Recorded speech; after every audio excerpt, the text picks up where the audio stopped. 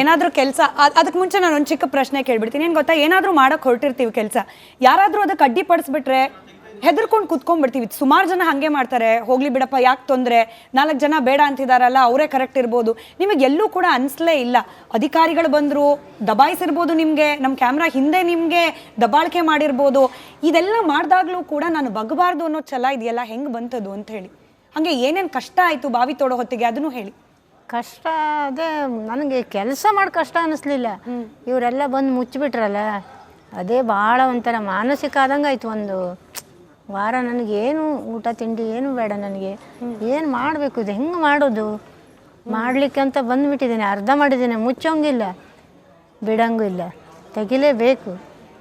ಅದೇ ನಿಮ್ಮ ಇವರೆಲ್ಲರೂ ಬಂದು ನನಗೆ ಭಾಳ ಅಂದ್ರೆ ಭಾಳ ಸಹಾಯ ಮಾಡಿದ್ರು. ನಮ್ಮವ್ರು ಮಾಡೋದಿಲ್ಲ. ಜನಕ್ಕೆ ಹೆಂಗೆ ಗೊತ್ತಾ, ಈಗಿನ ಮಕ್ಳುಗಳಿಗೆ ಅಥವಾ ನಮ್ಮ ಏಜ್ನವ್ರಿಗೆ ಹೆಂಗೆ ಅಂತಂದರೆ ಕಷ್ಟ ಅಂತ ಬರಲೇಬಾರ್ದು, ಎಲ್ಲ ಕೂಡ ಈಸಿಯಾಗಿ ಸಿಕ್ಬಿಡ್ಬೇಕು ಅಂತ ಹೇಳಿ ಅಂಥವ್ರಿಗೆ ಏನು ಹೇಳ್ತೀರಾ? ಅಲ್ಲ, ಅದು ಎಲ್ಲರಿಗೂ ಉಂಟು. ನಮ್ಮನಲ್ಲೂ ನಮ್ಮ ಮಗ ನಿನ್ನೆ ತನಕ ಬೈತಾನೆ ಇದ್ದಾನೆ ನನಗೆ, ಅಮ್ಮ ನೀನು ಇಂಥ ಕಷ್ಟಕರ ಕೆಲಸ ಆ ಕುಟ್ಟುದು ನೀ ಕೇಳಿದ್ರೆ ನನ್ನ ಎದೆ ಒಡೆದು ಹೋಗ್ತಾ ಇದೆ, ಮೇಲೆಲ್ಲ ಕೇಳ್ತದೆ, ಆ ಥರ ಸುತ್ತಿಗೆ ತಪ್ಪು ಕುಟ್ತಾ ಇದ್ದಿದ್ದಿ, ನೀ ಯಾಕೆ ಅಲ್ಲಿ ಹೋಗಿದ್ದಿ ಅಂತೇಳಿ. ನಿನ್ನೆ ಬೆಳಗ್ಗೆ ನಮ್ಮ ಸೊಸೆ ಇಡ್ಲಿ ಎಲ್ಲ ಕೊಟ್ಟು ಕಳಿಸಿತ್ತು. ನನಗೆ ಅವನಿಗೆ ಸ್ವಲ್ಪ ಮಾತಂದು 1-2 ನಿಮಿಷ ಮಾತಾಯಿತು.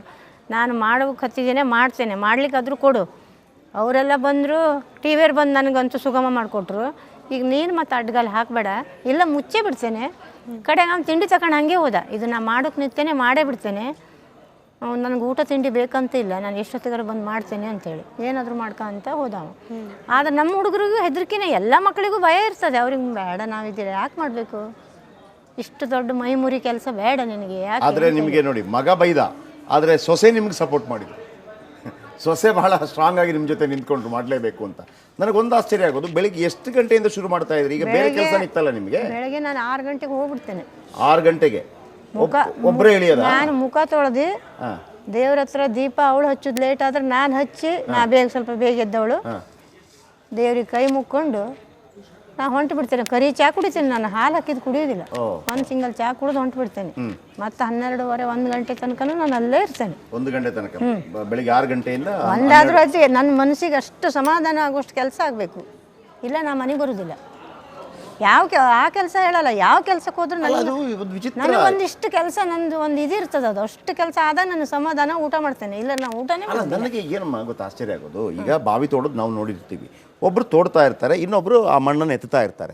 ಇದು ಇಳಿಯೋದು ನೀವೇ? ಒಬ್ರು ಎತ್ತಲಿಕ್ಕೆ ಆಗೋದಿಲ್ಲ, ಅದು ಮೇಲೆ 2 ಜನ ಬೇಕು, ಕೆಳಗೆ 2 ಜನ ಬೇಕು. ಒಬ್ಬ ಆಗಿದ್ರೆ ಒಬ್ಬ ತುಂಬ ಕೊಡ್ತಾನೆ, ಎಳ್ಕೊಳ್ಳಿಕ್ಕೂ ಇಬ್ಬರು ಬೇಕು, ಒಬ್ಬರೇ ಎಳೆಯೋದಿಲ್ಲ.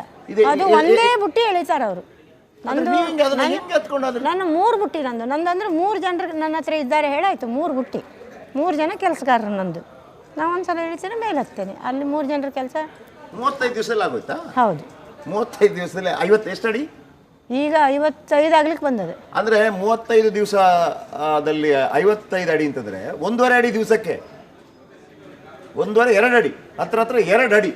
2 ಅಡಿ ತೆಗೆಯೋದು ಅಂತಂದ್ರೆ ಅದು ಕೂಡ ಒಬ್ಬರೇ.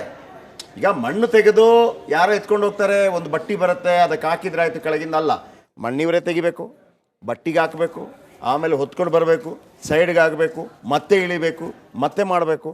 ಅದು ನೋಡಿ, ಭಗವಂತ ಆ ಛಲಕ್ಕೆ 35 ದಿವಸದಲ್ಲಿ ನೀರು ಕೊಟ್ಟೇ ಬಿಟ್ಟ. ಹೌದು, ನಿದ್ರೆ ಇಲ್ಲ ನನಗೆ ರಾತ್ರಿ.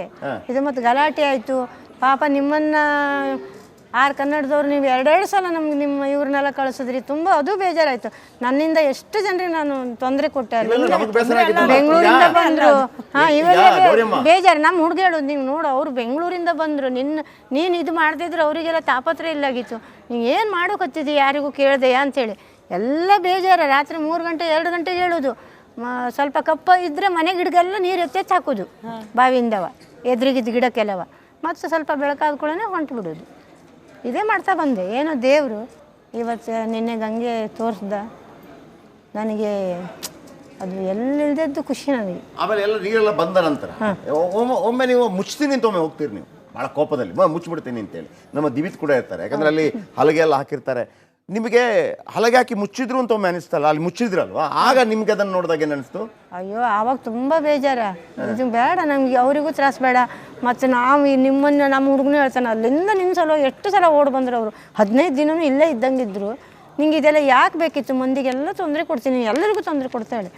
ಆವಾಗ ಮುಚ್ಚೋಣ ಅಂತಲೇ ಮನಸ್ಸು ಬಂದಿತ್ತು. ಹಲಗೆ ಎತ್ತೋಕೆ ಆಗ್ತಾಯಿಲ್ಲ, ಅಂಥ ಒಜ್ಜೆ ಹಲಗೆ ತಂದು ಹಾಕಿದ್ರು.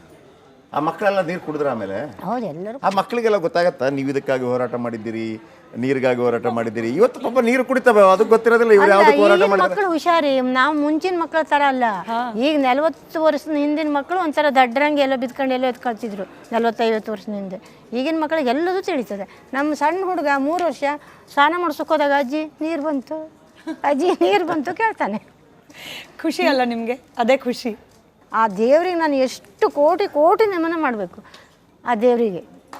ಎಷ್ಟು ಖುಷಿ ಅಂದರೆ ನೀವು ಒಂದ್ಸತಿ ಶೆಟ್ರ ಜೊತೆ ಮಾತಾಡುವಾಗ ಹೇಳಿದ್ರಿ, ಅವ್ರು ಕೇಳ್ತಿದ್ರು ಬಂಗಾರ ಬೆಳ್ಳಿ, ನೀವು ಹೇಳಿದ್ರಿ ಅದೆಲ್ಲ ಇಟ್ಕೊಂಡು ಏನು ಮಾಡೋದು ಅಂತೇಳಿ. ಈಗ ಹೆಣ್ಮಕ್ಳು ಅಂದ್ರೆ ಅದೆಲ್ಲ ಆಸೆ ಅಲ್ವಾ, ಒಳ್ಳೆ ಸೀರೆ ಉಡಬೇಕು, ಒಳ್ಳೆ ಒಡವೆ ಹಾಕಬೇಕು, ನಿಮಗೇನು ಬಾವಿ ತೋಡಬೇಕು, ನೀರು ತರಬೇಕು ಅಂತ?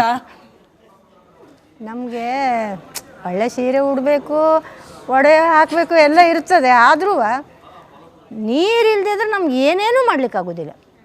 ಒಡವೆನೂ ಬದಿಗಿರಬೇಕು, ಸೀರೆನೂ ಬದಿಗಿರಬೇಕು, ಎಲ್ಲದೂ ಬದಿಗಿರಬೇಕು. ನಾವು ಸತ್ರೂ ನೀರು ಬೇಕು, ಇದ್ರೂ ನೀರು ಬೇಕು, ಪ್ರತಿ ಕ್ಷಣ ನಮಗೆ ನೀರು ಬೇಕಾಗ್ತದೆ. ನೀರು ಇಲ್ದಿದ್ರೆ ಏನೇನೂ ಮಾಡೋಕ್ಕಾಗೋದಿಲ್ಲ. ಭಾಳ ಅದ್ಭುತ ಮಾತನ್ನು ಹೇಳಿದ್ರಿ. ಅಂದರೆ ನಮಸ್ಕಾರ, ಕರ್ನಾಟಕ ಪ್ರೈಮ್ ಟೈಮ್ಗೆ ಸ್ವಾಗತ. ನಾನು ಜಯಪ್ರಕಾಶ್ ಶೆಟ್ಟಿ. ಇಡೀ ಕರ್ನಾಡು ಇವತ್ತು ರೆಬೆಲ್ ಆಗಿ ನಿಂತಿದೆ. ಈ ಹಗರಣಗಳನ್ನು ಸದನದಲ್ಲಿ ಪ್ರಸ್ತಾಪ ಮಾಡಲು ಕೂಡ ಕಾಂಗ್ರೆಸ್ ಹಿಂದೇಟು ಹಾಕಿದ್ದೇಕೆ? ನಿಮ್ಗೆ ಸಂಬಳ ಅದಕ್ಕೆ, ನಿಮಗೆ ವಾಹನ ಅದಕ್ಕೆ, ನಿಮಗೆ ವೆಪನ್ ಅದಕ್ಕೆ, ನೀವು ಅದನ್ನು ಸೆರೆ ಹಿಡಬೇಕಾಗಿತ್ತು. ನೀವು ವಿದ್ಯುತ್ ಬರ ಇದೆ ಅಂತ ಹೇಳ್ತಾ ಇದ್ದೀರಿ, ಎಲ್ಲಿ ಬರ ಇದೆ ನೀವು ಹೇಳಬೇಕು. ಪಾಕಿಸ್ತಾನ್ ಆಕ್ಯುಪೈಡ್ ಕಾಶ್ಮೀರ್ ಅದು ಎಂದೆಂದಿಗೂ ನಮ್ಮದು.